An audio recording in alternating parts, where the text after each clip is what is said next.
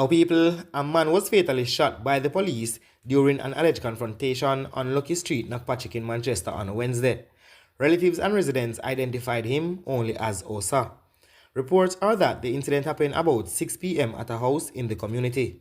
Police said a firearm was seized. However, residents are questioning the actions of the police as they claim the man was not killed in a shootout.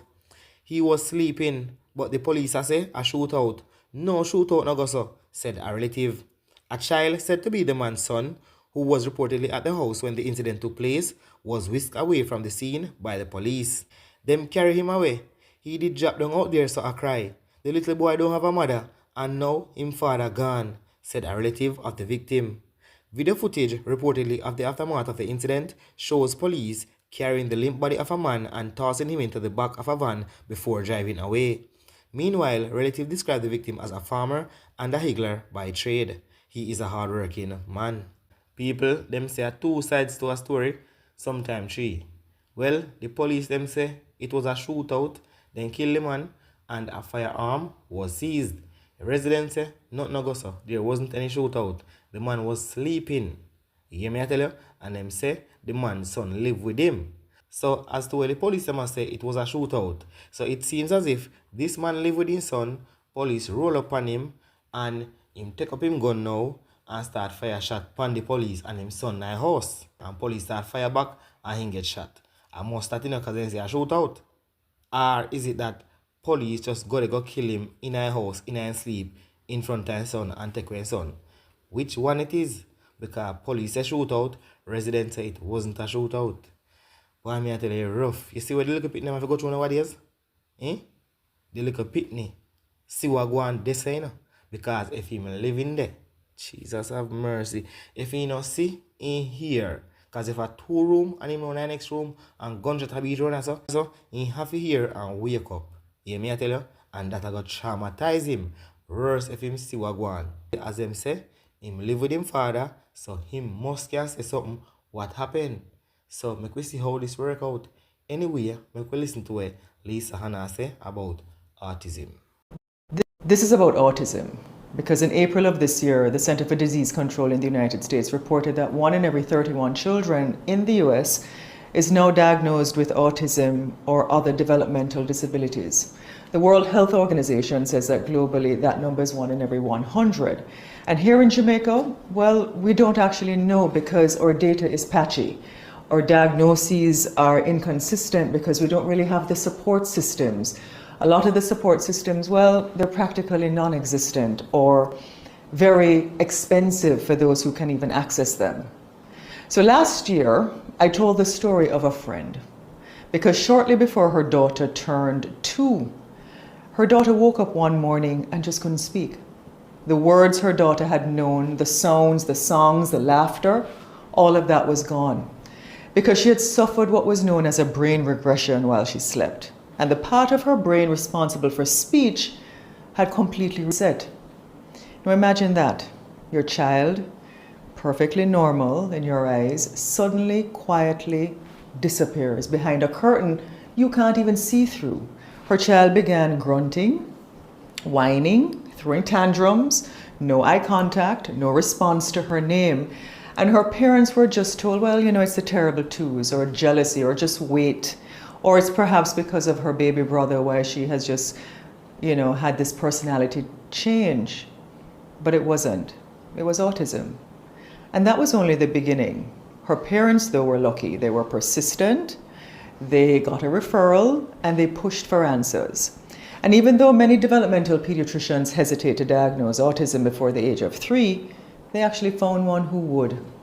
And their diagnosis for their child, mild autism, even though high functioning, but that diagnosis came with a price, literally. Because the ABA therapy, that was $5,000 a session. The speech therapy, $13,500 a session. They didn't have health insurance to cover autism. And the other thing is that there's really no government support. You know, we have a Disabilities Act, but we don't have any kind of mental Disabilities Act.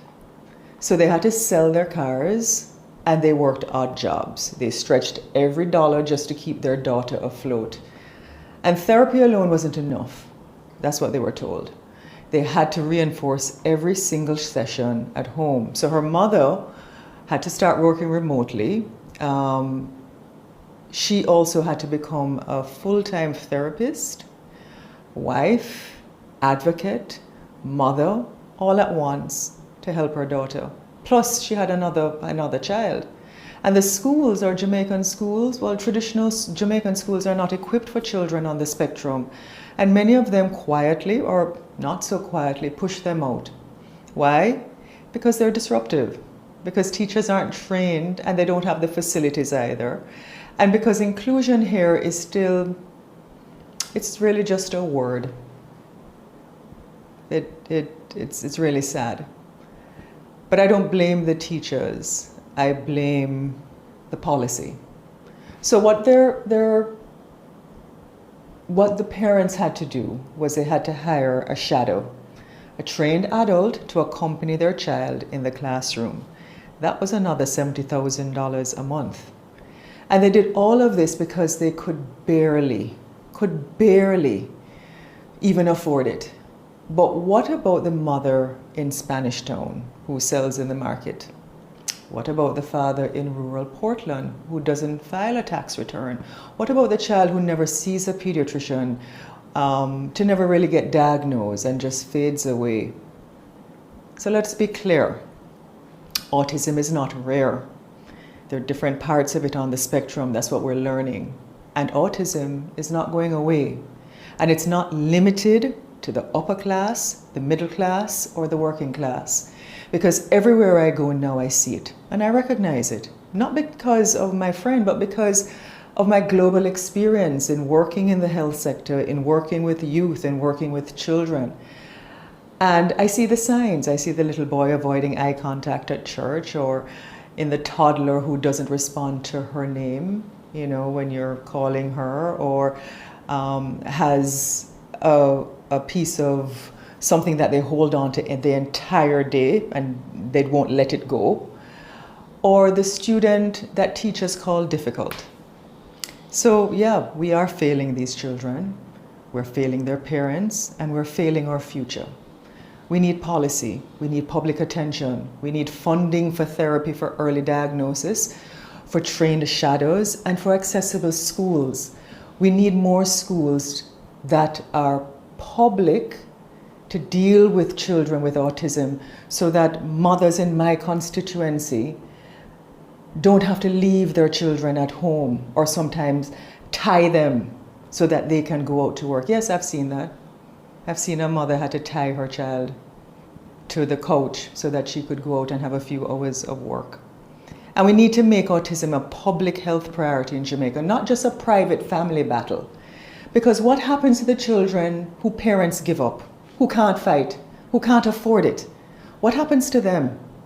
And we can't wait any longer because autism is here. It's real, it's rising. And our silence will not save us. So let's give our children the support they deserve. Let's start now. So I'm calling on all of us to give more support for children with autism, please.